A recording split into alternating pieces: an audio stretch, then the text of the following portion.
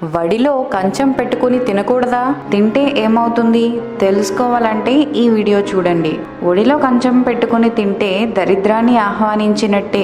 అన్నం పరబ్రహ్మ స్వరూపమని అంటుంటారు. అన్నము తింటున్నప్పుడు ఆ అన్నమును దూషించుట కానీ, కోపంతో అన్నం పెట్టేవారిని తిట్టుట కానీ చేయరాదు. ఒడిలో కంచం పెట్టుకుని ఏ పదార్థం తినరాదు. అలా చేస్తే ఘోర నరకాలు కలగడమే కాదు, వచ్చే జన్మలలో దరిద్రులై పుడతారు.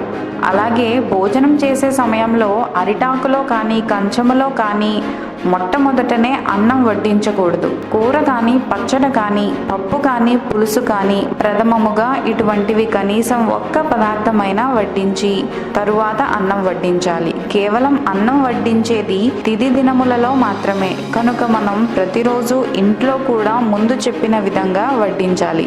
ఈ వీడియో కనుక మీకు నచ్చినట్టయితే లైక్ చేయండి, షేర్ చేయండి. మరిన్ని భక్తిపరమైన విషయాల కోసం మా ఛానల్ని సబ్స్క్రైబ్ చేయండి.